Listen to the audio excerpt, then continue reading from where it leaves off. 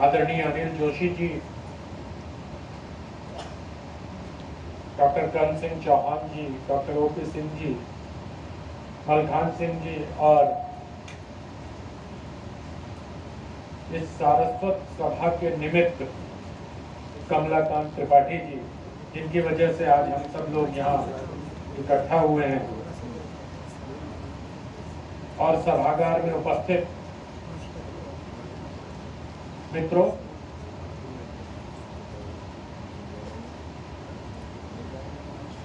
मुझे ठीक से याद नहीं है, लेकिन 90 के दशक के शुरुआती वर्षों में कमलाकांत त्रिपाठी जी की एक साउंड ठीक करवा दो भाई, गूंज रहा है। कमलाकांत त्रिपाठी जी की एक किसी कृति का विमोचन नामवर जी के हाथों यहीं एक होटल में हुआ था। जी पाही घर, मुझे ठीक से याद नहीं है, इसलिए मैंने नाम नहीं लिया। और नामवर सिंह ने बहुत प्रशंसा की थी। जब मैं दिल्ली आया था तो मेरा वो पहला कार्यक्रम था, और जब मुझे इस कार्यक्रम के लिए आमंत्रण मिला तो मैं मना नहीं कर सका, क्योंकि मुझे लगा कि श्रोता के तौर पर जिसकी पुस्तक विमोचन के अवसर पर मैं उपस्थित था, उनकी पुस्तक पर बोलना मेरे लिए गौरव की बात है। तो सर, आपका बहुत आभार कि आपने इसलिए मुझे आमंत्रित किया। और दूसरी बार फिर आभार कि आपने स्वाधीनता के अमृत महोत्सव वर्ष में हिंदी साहित्य की जो एक कमी है कि हमारे उपन्यासकार और लेखक विभाजन पर जाने में जरा घबराते हैं, ऐतिहासिक उपन्यासों को लिखने में हाथ भी कांपते हैं। पता नहीं क्यों, किसी विचारधारा के तहत ऐसा होता है या पता नहीं, इस पर बहुत शोध किया जाना चाहिए। कि अब भी कहो तो 2 ही 3 उपन्यास याद आते हैं, झूठा सच और एक आध उपन्यास के नाम और याद आते हैं, और फिर ले आके भीष्म साहनी जी के तमस पर समाप्त कर देते हैं। कुछ और होंगे, मुझे याद नहीं है, लेकिन जितनी बड़ी घटना थी विभाजन, या जितनी बड़ी विभीषिका थी उसकी, न तो उसके पूर्वार्ध पर उतनी उस अनुपात में लेखन किया गया, न उसके उत्तरार्ध में उसके बारे में हिंदी साहित्य के तमाम स्वनाम धन्य उपन्यासकारों जो भोगा हुआ यथार्थ की बातें लंबे समय तक करते रहे, उन्होंने इस पर लिखने का साहस अथवा दुस्साहस किया। तो आज मैं इस सभा में ये प्रश्न छोड़ता हूं कि हिंदी साहित्य विभाजन, स्वाधीनता आंदोलन के कुछ नायकों को छोड़कर कुछ ऐसे गुमनाम नायकों के बारे में लिखने में क्यों कतराते रहे, इस पर बुद्धिजीवियों की सभा में विचार किया जाना चाहिए। बाद में भी इस पर मंथन और चिंतन किया जाना चाहिए। हिंदी साहित्य की एक परंपरा रही है, विमोचनों में खास तौर पर यह देखने को मिलता है कि जो वक्ता होते हैं वो ब्लर्ब पढ़कर जरूर आते हैं। तो मैंने इस परंपरा का निर्वाह करते हुए उपन्यास पढ़ने के पहले मैंने भी ब्लर्ब पढ़ना आरंभ किया। उसमें एक शब्द पर मैं अटक गया, आमतौर पर इस शब्द पर मैं अटक ही जाता हूं, प्रगतिशीलता। इसमें कहा गया है कि आंदोलन की मुख्य धारा के अंतर विरोधों, सत्ताकामी अभिप्रेतों और विचलनों के प्रतिरोध में खड़े प्रगतिशील, निस्वार्थ और अग्रदर्शी चरित्रों के धूमिल दस्तावेज के पुनर्रचना का एक निष्ठावान प्रयास। अब प्रगतिशील और निस्वार्थ, मैं रूढ़ अर्थ में प्रगतिशीलता की बात कर रहा हूं, वो असली अर्थ में नहीं। ये दोनों बड़े विरोधाभासी हैं कि प्रगतिशीलता निस्वार्थता के साथ आगे नहीं बढ़ती, उसमें कोई ना कोई स्वार्थ अवश्य जुड़ा रहता है। तो इस शब्द पर अटका, लेकिन बाद में ब्लर्ब में ही उसको ठीक कर दिया गया कि समय की प्रगति की राह में कांटा बना हुआ है। तो मुझे लगता है कि ये जिन्होंने भी ब्लर्ब लिखा, ब्लर्ब लेखक का नाम नहीं है इसमें, तो मुझे लगता है कि इस उपन्यास को प्रगतिशील सत्ता के खांचे में रखकर कमलाकांत त्रिपाठी जी के साथ अन्याय किया गया है। ये रूढ़ अर्थों में प्रगतिशीलता के तमाम चौखटे को तोड़ती है। अभी हमारे पूर्ववर्ती दो वक्ताओं ने नेहरू जी के संबंध में कहा कि 2.5 घंटे तक बोलते रहे, अभी तो 50 मिनट पर प्रगतिशील उकताने लगते हैं कि कितना बोलता है। अब उस स्थिति की कल्पना करिए जब आपका प्रधानमंत्री 2.5 घंटे बोलता था या आसन्न प्रधानमंत्री 2.5 घंटे बोलता था, और सही अर्थों में उस भाषण की विवेचना इस पुस्तक में उन्होंने की है। क्या कहें, एंटीमॉर्टम कहें, पोस्टमॉर्टम कहें, मुझे समझ नहीं आ रहा है, लेकिन जब आप लोग पढ़ेंगे तो स्वयं इसका निर्णय ले पाएंगे। और चूंकि कमलाकांत त्रिपाठी जी स्वाधीन भारत में जन्मे हुए लेखक हैं, इसलिए कई बार मुझे ये लगता है कि इनका जो लिखा हुआ है ये अनुभूत सत्य है। और ये प्रगतिशील लोग जो होते हैं ना, भोगा हुआ यथार्थ के चक्कर में पड़ते हैं। कमलाकांत जी उसके चक्कर में न पड़ के मैं जितना समझ पाया कि ये अनुभूत सत्य की तलाश में इस उपन्यास में लेखक दिखाई देता है।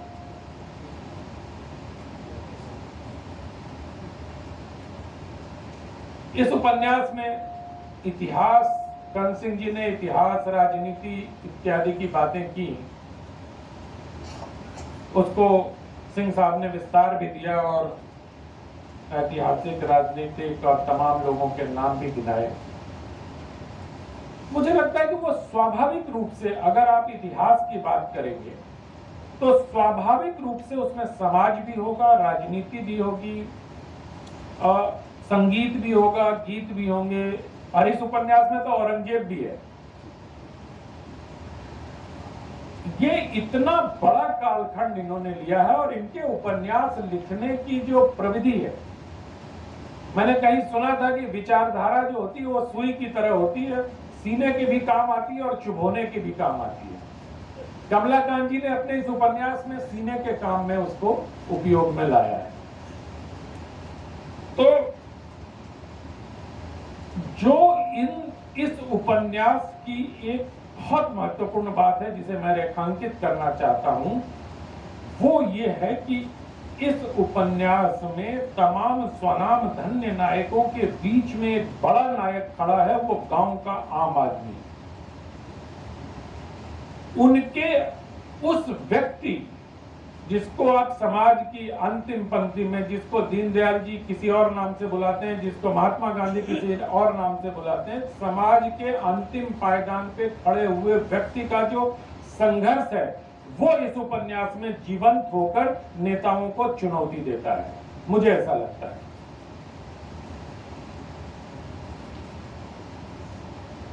और भारत का जो स्वाधीनता संग्राम है वो पूरे दुनिया में इतने लंबे कालखंड तक चलने वाला कोई दूसरा स्वाधीनता संग्राम हमें दिखाई नहीं देता। इतिहास, विश्व इतिहास पर अगर आप नजर डालें तो विश्व इतिहास में भी इस तरह का संघर्ष, इस तरह की जो प्रतिबद्धता है, आप गुलामी का, परतंत्रता का, पराधीनता का सबसे बढ़िया परिभाषा दी गई है वो ये है कि समाज के स्वाभिमान को खत्म कर दिया। और जो हमारे देश को जिन लोगों ने गुलाम बनाया, उन्होंने सबसे पहले हमारे स्वाभिमान को खत्म करने का काम किया।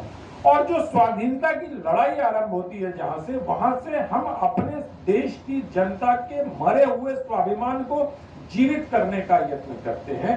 इस उपन्यास में कई बार वो स्वाभिमान को जिंदा करने की प्रविधि भी मुझे दिखाई पड़ती है। मैं अभी उदाहरण दूंगा आगे आने वाले समय में। मुझे बोला गया 20 मिनट बोलना, मैं उससे पहले समाप्त कर दूंगा। 1857 की जो क्रांति है,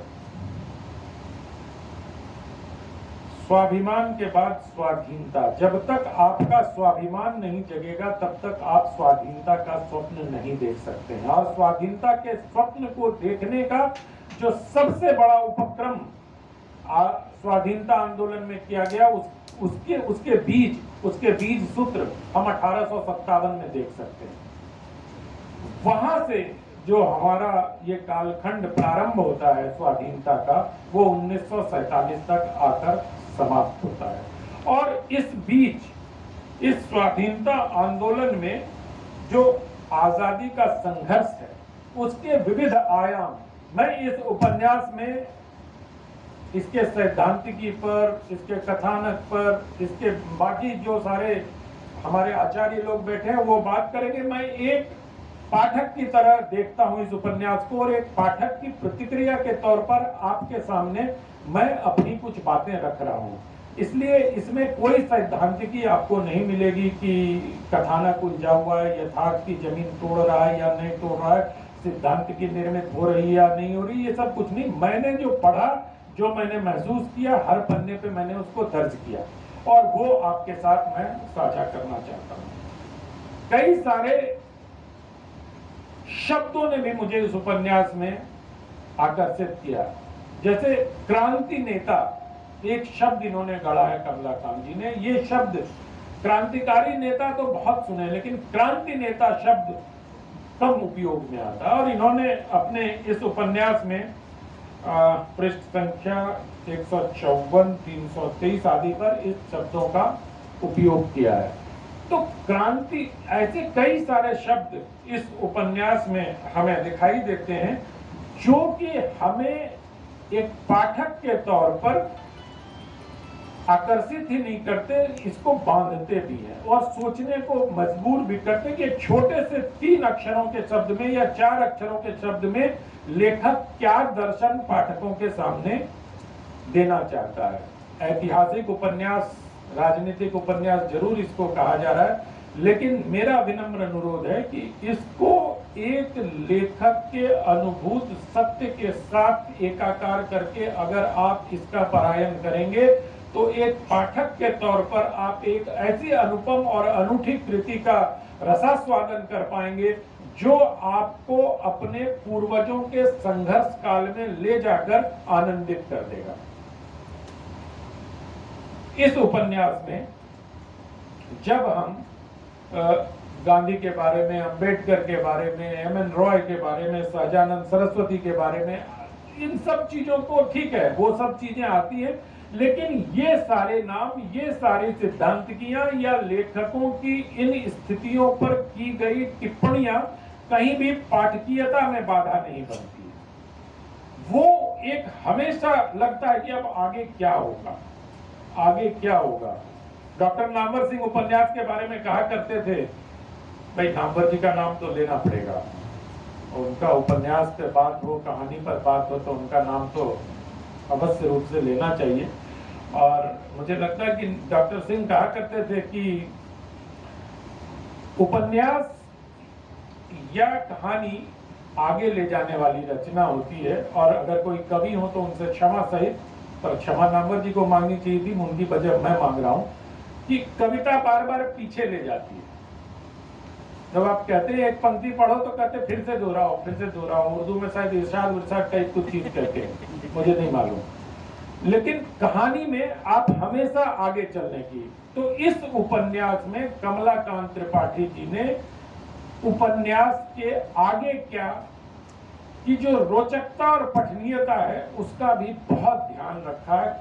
कथा जो है इसकी बहुत सुगठित और बहुत ही रोचक तरीके से चलती है। मैं इतिहास का विद्यार्थी हूं, इतिहास के पुस्तकों की बोझिलता का मुझे एहसास भी है, अंदाज भी। मैंने डॉक्टर रामशरण शर्मा से लेकर, रोमिला थापर से लेकर, डी.डी. कौशाम्बी से लेकर डी.एन. झा तक के घोटा है यूपीएससी परीक्षा देते समय सबको, बड़े पुनैन की गोली की तरह लगती थी, उतरे पढ़ना है, इसको एक एक पंक्ति याद करनी है। लेकिन इस उपन्यास में जो इतिहास है, काश ये उस समय लिख दिया गया होता तो हम लोग इसको बड़ी, मतलब छात्रों के बीच में भी बहुत लोकप्रिय होता। तो मैं विभाजन पर जो हिंदी साहित्य की दरिद्रता है, विभाजन लेखन पर जिसमें हिंदी साहित्य में जो कृपणता देखी जाती है, उसको इनका ये उपन्यास पूरा करता है।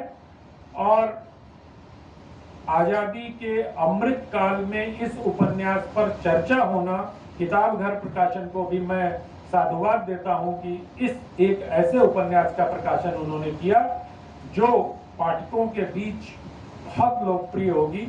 और मुझे ऐसी आशा है कि इस उपन्यास से इतिहास के गढ़े हुए नायकों के गढ़े हुए चरित्र और गढ़े हुए पात्र, जो उनका एक लार्जर देन लाइफ इमेज है, उसको न सिर्फ ये खंडित कर रहा है बल्कि उसको नए गढ़ने की दिशा में एक जमीन भी, एक मुकम्मल जमीन तैयार करके पाठकों को दे रहा है, ताकि वो इसको